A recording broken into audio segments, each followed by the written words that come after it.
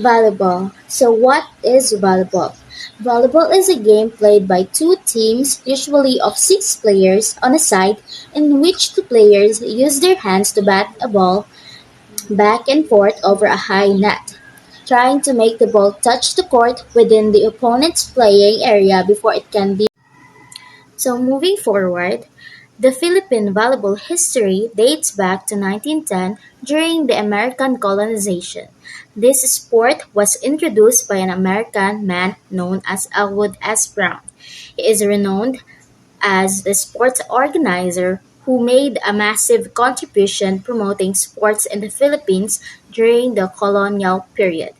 During that time, the U.S. soldiers deployed in various islands in the Philippines also significantly promoted this sport among Filipinos. These soldiers would encourage people living in those islands to join them in playing volleyball, making the sport even more popular.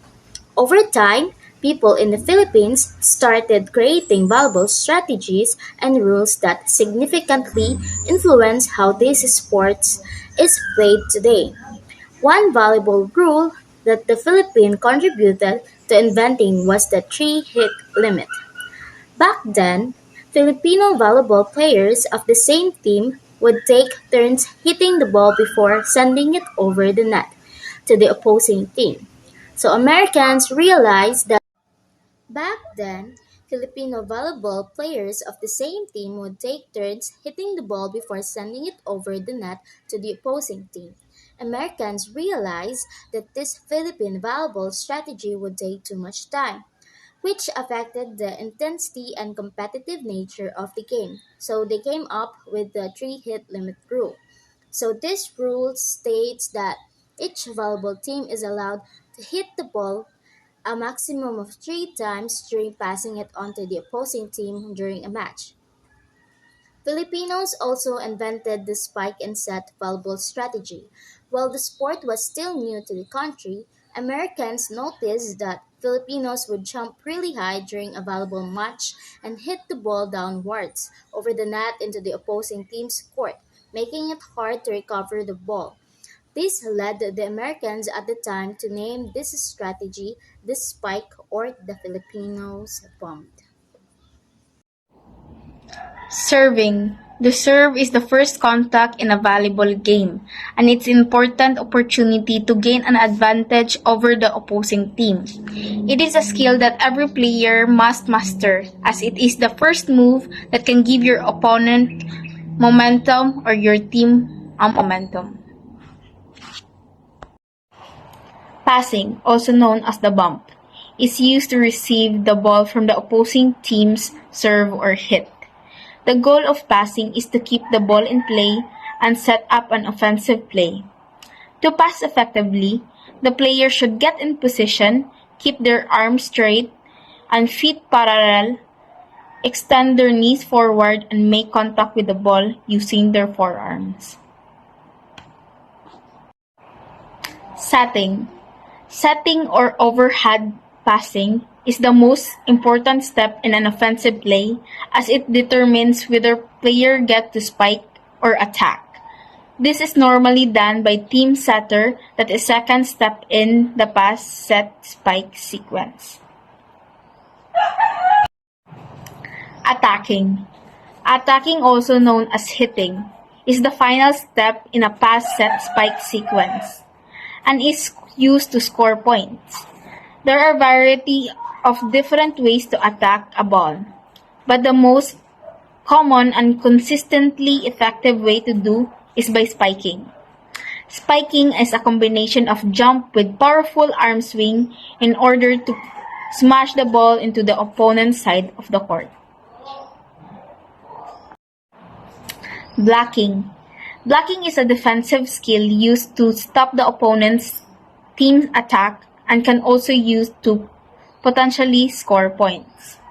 Blocker must focus on stopping the opponent's team's offensive attacks while also paying attention to the opposing setters so that they can better predict the opposing team's attack strategy.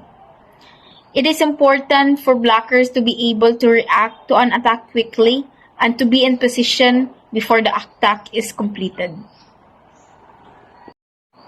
Digging. Digging is a defensive skill used to save the ball from hitting the ground.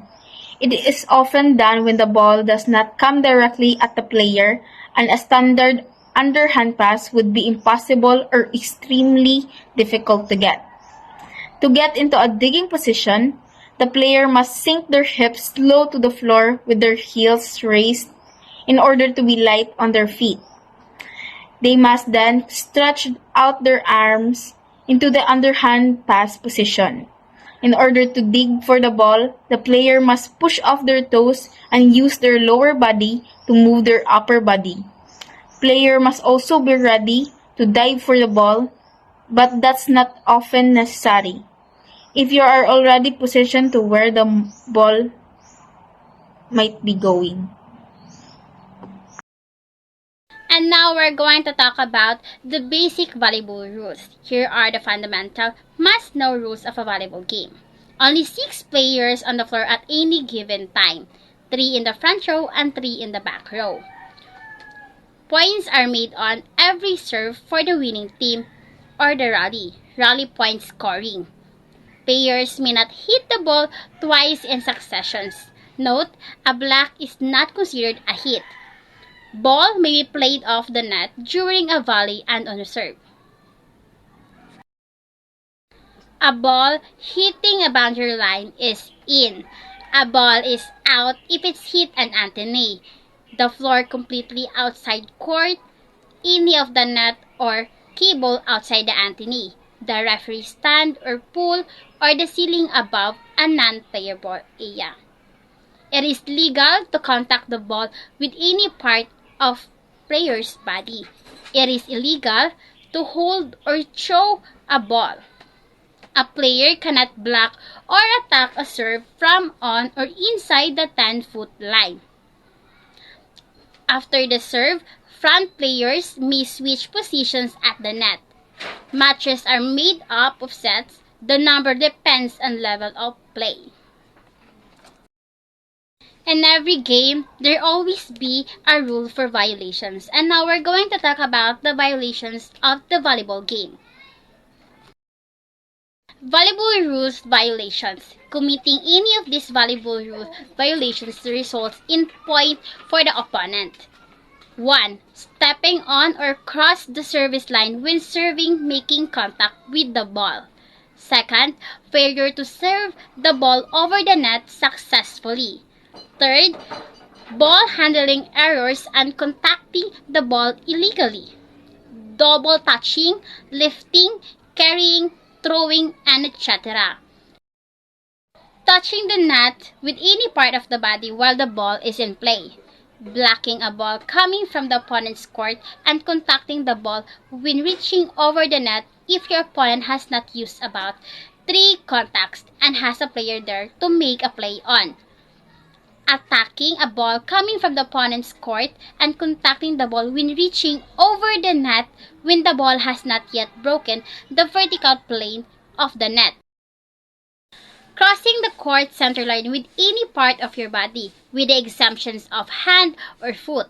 It is only considered a violation if the entire hand or entire foot crosses the court center line.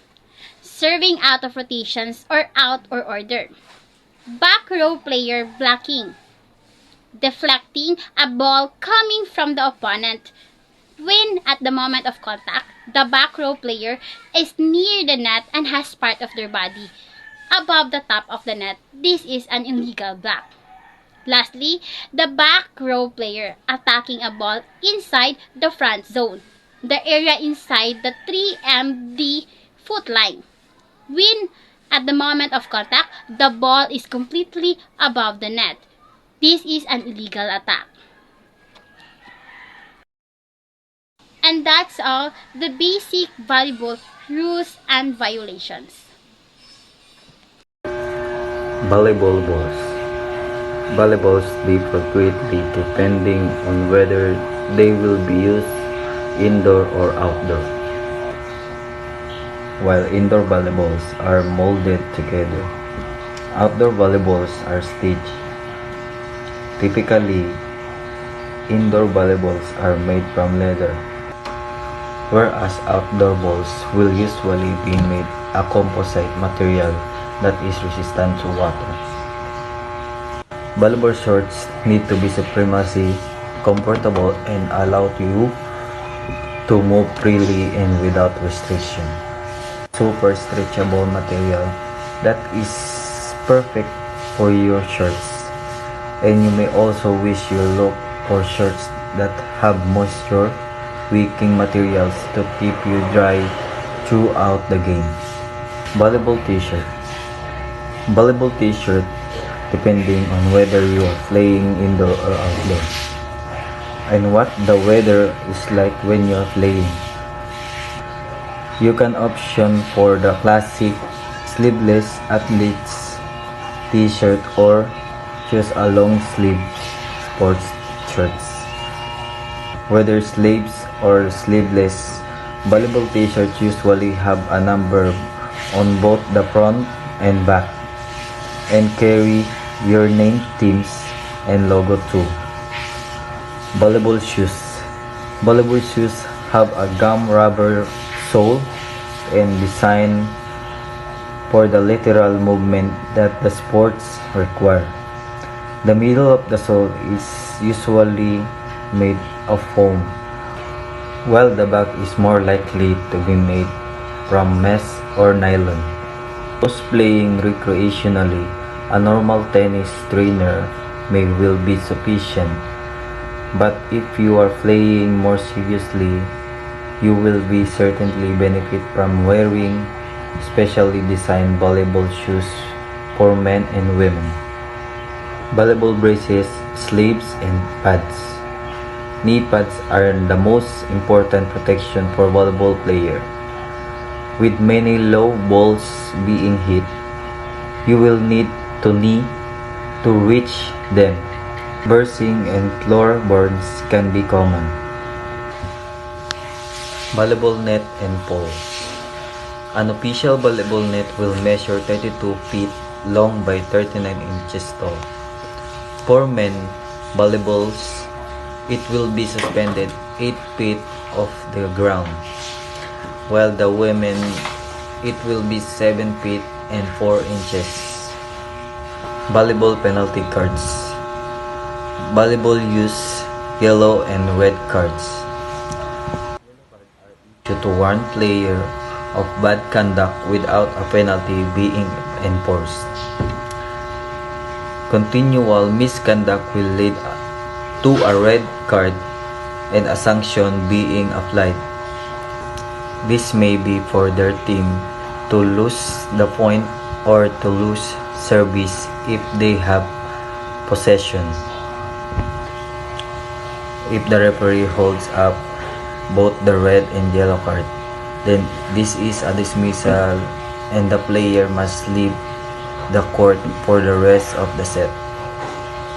Good day, my name is Frenlenshan Escanama, and in this section of the video, I'm going to talk about the sport volleyball and its facilities. So without further ado, let's dive in. Firstly, the volleyball court. The volleyball court is a specially marked horizontal area within which a game is played or a game is taking place.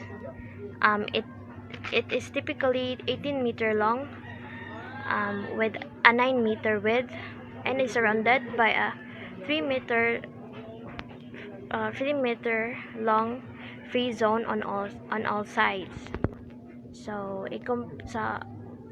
para ma-imagine niyo kung sa kataas ang atong volleyball court, imagine ninyo ang bus or like mas taas pa siya sa isa ka bus. Inana kataas ang atong volleyball court. Now, ang atong volleyball court is divided into 5 areas or zone. Namely, the playing area, the bench area, the warm-up area, the scorer area, and the substitution zone. To further proceed, ang atong playing area is flat, horizontal, and uniform. It should be hazard-free and must not present any danger sa atong mga player to help lessen the risk of any injuries na masustain nila during or after the game. Second area is the warm-up area. Dari before the game, dari na gakuan ang mga players.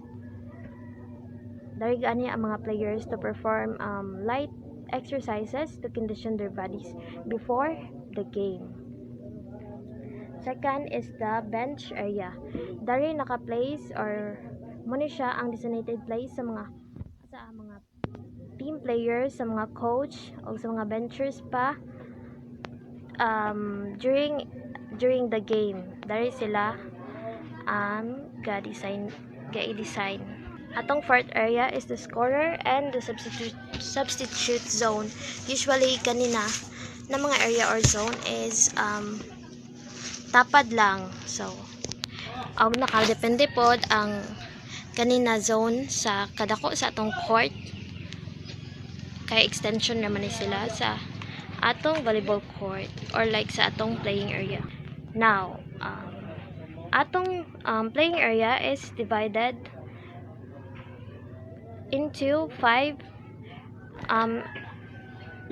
divided into 5 subgroups, which subgroups or sub area or subzone, which are the SCAB.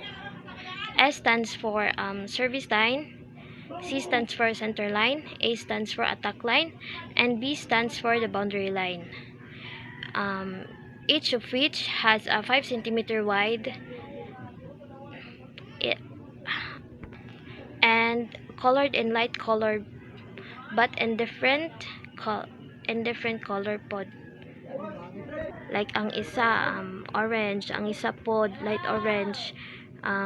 They are light but different ang ilang color jud na imong makita. Proceeding, ang atong service area dari ang muna siya ang area kung asa ga-serve ang atong mga servers. Ang atong center area sunod sa atong service area. Kaya atong service area is usually placed man na siya sa end sa each court from each team. So sa end sa atong each team, ang gasunod sa service area is the center line. Ang sunod din sa atong center line is the attack line. Usually dara ka happen ang atong mga actions kung asa kakahitabo ang mga replayable moments nato basta mananata sa atong favorite volleyball game match. And lastly, ang atong boundary line. Ang atong boundary line dari nakadepende kung ang atong bola is counted ba or dili counted. Especially kung nakusog sa player ang pag-serve niya, then naigo siya sa line, sa boundary line. Naigo siya or like nilapas siya, meaning it is an out o dili counted. O kung wala siya nalapas, means it is in and it is counted. So that's all for today's topic. I hope you have learned a lot. Thank you.